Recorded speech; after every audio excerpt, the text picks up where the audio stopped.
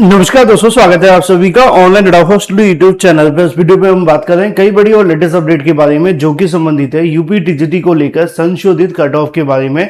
UP TGT 2022 की परीक्षा को लेकर जिसके बारे में हाल ही में उत्तर प्रदेश शिक्षा सेवा चयन आयोग के माध्यम से काफी लंबे इंतजार के बाद छात्रों को एक बड़ी राहत दी और 4 साल के बाद आखिरकार ये जो परीक्षा है वो आयोजित की गई। और परीक्षा के बाद अगर बात की जाए तो उत्तर प्रदेश शिक्षा सेवा चयन आयोग ने बुलेट ट्रेन की रफ्तार से आंसर की भी जारी कर दी। एक बात तो कंफर्म है कि अब भर्तियों में ज्यादा समय नहीं लगेगा और लगातार कहीं न कहीं भर्तियों को लेकर जो प्रोसेस जब आगे बढ़ते हैं तो अभ्यर्थियों में पॉजिटिविटी बहुत ज्यादा आ जाती है, लेकिन थोड़ी सी चिंता भी रहती है क्योंकि आप जानते हैं इस समय पर उत्तर प्रदेश में जो टीजीटी और पीजीटी की वैकेंसी निकाली गई थी वो मात्र 4000 के समथिंग पदों पे निकाली गई थी, है ना। अब जब 4000 के समथिंग पदों पे वैकेंसी आई और उसमें 13 लाख अभ्यर्थी आवेदन करें, परीक्षा 50% अभ्यर्थी छोड़ देते हैं, 50% के समथिंग उपलब्ध होते हैं, उपस्थित होते हैं, तब भी कंपटीशन इतना ज्यादा रह जाता है जिसकी कोई हद नहीं है। लेकिन अब ऐसे में हर अभ्यर्थी के मन में एक ही सवाल रहता है कि जो परीक्षा के अंदर स्कोर करके आए हैं, जितने प्रश्न उन्होंने परीक्षा के अंदर सही किए हैं, क्या वो हमारे सिलेक्शन के लिए सफिशिएंट है या नहीं। क्या इन नंबरों के आधार पर, इन क्वेश्चनों के आधार पर उनका सिलेक्शन हो पाएगा या नहीं। क्योंकि जब से उत्तर प्रदेश शिक्षा सेवा चयन आयोग ने परीक्षाएं कराना शुरू की हैं, एक बड़ा बदलाव भी उन्होंने किया है।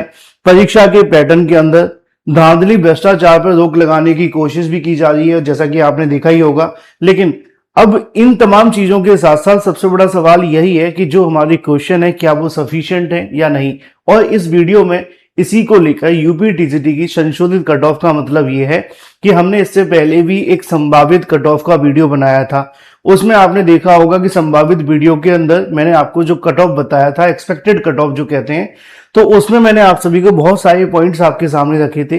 तो निश्चित तौर पे उसके बाद जब आपकी आंसर की आती है तो असल रियलिटी चेक तो हमें उसी दिन मिलता है, क्योंकि मैंने आपको बताया भी था कल परसों एक वीडियो के माध्यम से भी मैंने आपको जानकारी दी थी कि जब अभ्यर्थी परीक्षा दे करके आए थे उस समय पर जिनके क्वेश्चन मान लो 95 सही हो रहे थे, अलग अलग यूट्यूब चैनलों की आंसर की से मिलाने के बाद, वेबसाइट में मिलाने के बाद, लेकिन जब ऑफिशियल आंसर की उनको मिलती है तो तकरीबन उनके क्वेश्चन 90 के समथिंग ही रह गई।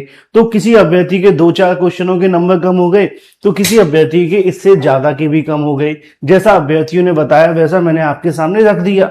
लेकिन अब एक सवाल आपके मन में अभी भी बना हुआ था कि आंसर की आने के बाद अगर अभ्यर्थियों के नंबर कम हुए हैं तो अब कट ऑफ कितनी जा सकती है, और अगर कट ऑफ कम जाएगी तो किस किस की कट ऑफ कम जाएगी, क्योंकि किस किस विषय के अंदर कट ऑफ रहेगी ज्यादा, किसकी कम रहेगी। तो इसको लेकर ये जो आप सभी के सामने कट ऑफ को लेकर वीडियो है वो हम बात करें। और मैं बिल्कुल क्लियर कर दूं कि हम जो आप सभी को जानकारी देने जा रहे हैं टीजीटी परीक्षा 2022 को लेकर, उसकी आंसर की आने के बाद की जो कट ऑफ है ये भी एक एक्सपेक्टेड कट ऑफ है। ठीक है, एक्सपेक्टेड क्यों? क्योंकि जब देखो फाइनल कट ऑफ तो आयोग ही जारी करेगा ना। हम तो जो चुनाव होते हैं उससे पहले जो एग्जिट पोल जारी किए जाते हैं उसी तरीके से आपके लिए एक्सपेक्टेड कट ऑफ है जो अभ्यर्थियों से मिली जानकारी के आधार पर तैयार की जाती है। जो छात्रों ने अपना डाटा दिया है, जो छात्रों से हमें रिव्यूज मिले हैं, उन तमाम चीजों को ध्यान में रखते हुए आपके दिए गए कमेंट्स के आधार पर, पर्सनली मिले हुए अनुभव के आधार पर, सारी चीजों को ध्यान में रख करके बात करते हैं। मैं फिर से क्लियर करूंगा, हमेशा मेरा एक दायित्व रहता है कि जब भी आपको कट ऑफ बताई जाए तो 2 प्लस 2 माइनस तो मान करके ही चले। और ये तो हमेशा होता है, 2 की जगह 3 भी हो सकते हैं कि जो कट ऑफ आपको बताया जाएगा हो सकता है उससे 1-2 प्लस या माइनस भी जा सकती है, यानी कि कम भी जा सकती है, ज्यादा भी जा सकती है। तो जो अभ्यर्थियों से पिछली बार मैंने कट ऑफ बनाई थी, आपने मेरा कट ऑफ का वीडियो देखा ही होगा, अगर नहीं देखा है तो तकरीबन 60,000 अभ्यर्थियों ने उस वीडियो को देखा है। और उसके बाद अब हमने थोड़ा संशोधन किया है, क्योंकि जब कट ऑफ बनाई गई थी ना तो बहुत सारे अभ्यर्थियों ने सवाल किए थे मुझसे कि सर हिंदी का पेपर इतना इजी था जिसकी कोई हद नहीं है। मैंने इसके बारे में एक वीडियो भी बनाया था। संस्कृत का जो पेपर है उनका कहना है कि ये भी बहुत इजी था। अब संस्कृत और हिंदी जैसे सब्जेक्ट जो होते हैं ना, ये इसलिए भी इजी हो जाते हैं क्योंकि इन सब्जेक्ट के अंदर ज्यादा टफ कुछ आता नहीं है। अगर वो अभ्यर्थी लगातार अपने सब्जेक्ट पर पकड़ बना के पढ़ रहा है, संस्कृत वाला संस्कृत पढ़ रहा है, हिंदी वाला हिंदी पढ़ रहा है, तो इनमें आसानी ये होगी कि इनके लिए ज्यादा मुश्किलें नहीं होंगी, है ना।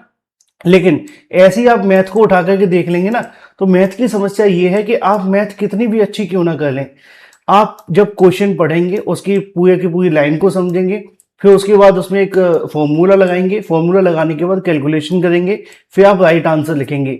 गलती से भी कहीं पे भी आपने एक की जगह दो, दो की जगह तीन या कुछ और भी लिख दिया तो फिर ये होता है कि आपका जो पूरा का पूरा क्वेश्चन है वो गलत हो जाता है, और कैलकुलेशन गलत हो गई तो वहीं पे काम खराब हो जाएगा। तो टेक्निकली अगर हम समझने की कोशिश करें तो जो आपका एग्जाम टिका हुआ है मैथमेटिक्स का, बायोलॉजी का, साइंस का, इनमें थोड़ी सी कहने की गलती होने के चांसेस ज्यादा होते हैं। इंग्लिश में भी बहुत ज्यादा गलती नहीं होती जो अभ्यर्थी लगातार पढ़ रहे होते हैं, लेकिन चूंकि हमारी मदर टंग इंग्लिश तो है नहीं है, हम इंग्लिश पढ़ने के लिए पढ़ रहे हैं ना, ऐसा तो है नहीं हमने शुरू से ही इंग्लिश की है, तो वहां पे तभी हमारी दिक्कतें आती हैं।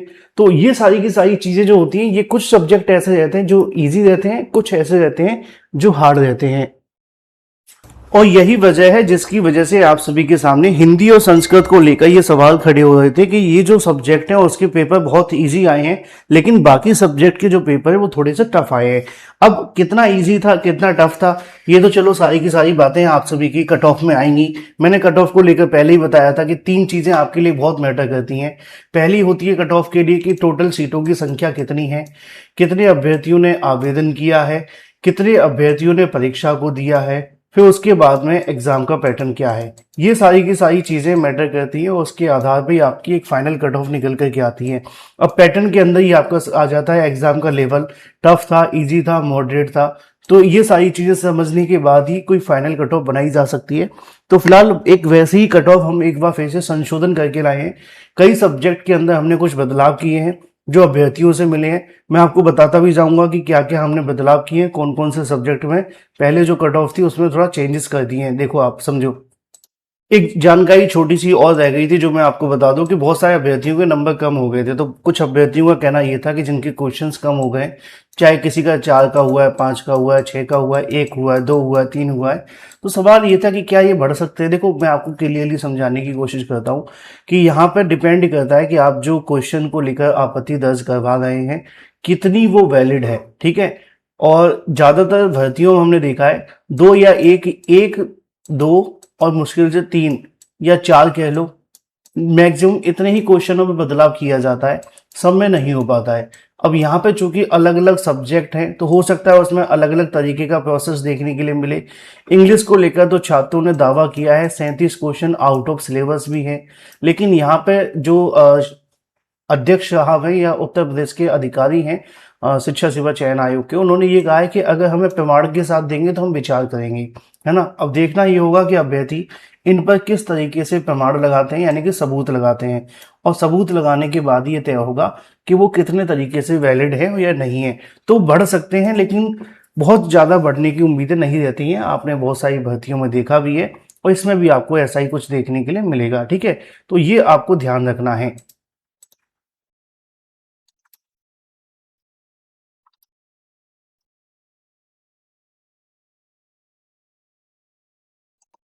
आगे बढ़ने से एक छोटी सी जानकारी मैं आपको और दे देता हूं कि जीआईसी प्रवक्ता और यूपीटीईटी का कंप्लीट कैश कोर्स अवेलेबल है, जिन्हें आप दिए गए नंबर पर जाकर के परचेस कर सकते हैं।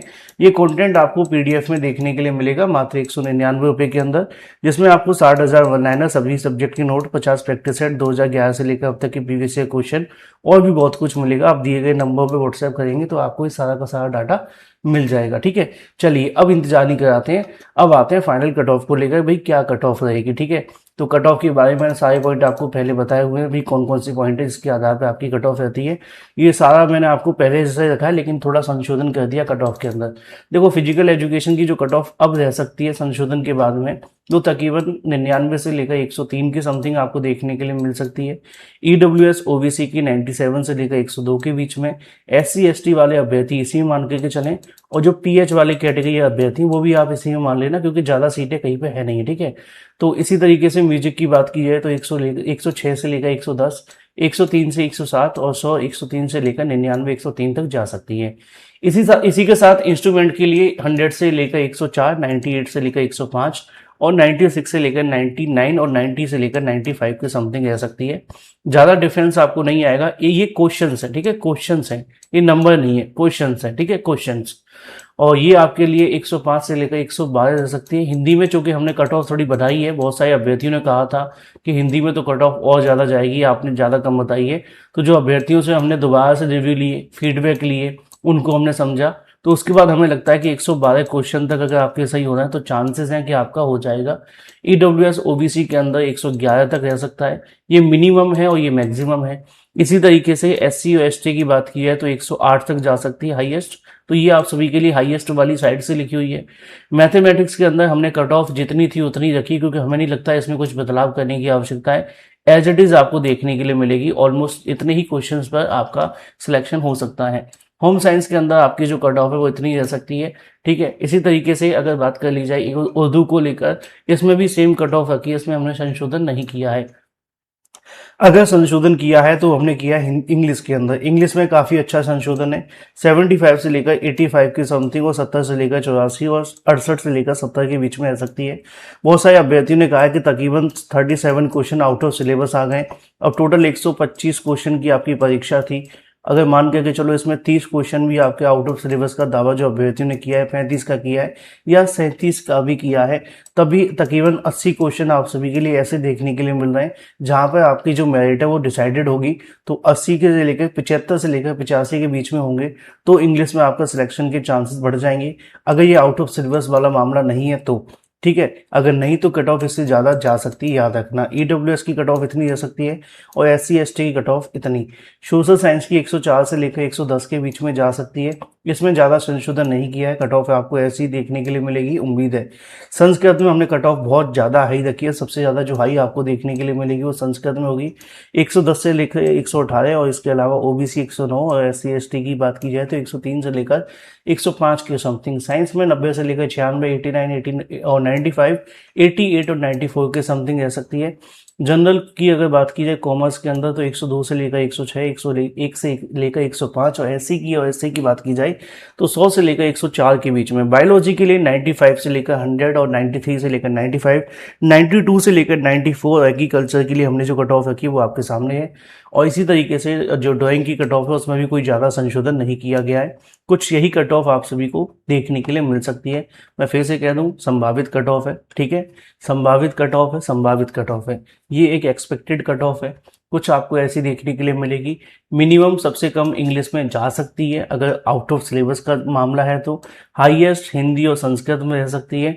बाकियों में ज़्यादा बदलाव आपको देखने के लिए नहीं मिलेगा। रही बात आप सभी की फाइनल कट ऑफ के बारे में, वो तो आयोग ही जारी करेगा और तभी तय होगा। तब तक के लिए फिलहाल इस वीडियो में इतना ही, मिलते हैं अगले वीडियो में। Till then take care, tata bye bye, thank you for watching this video.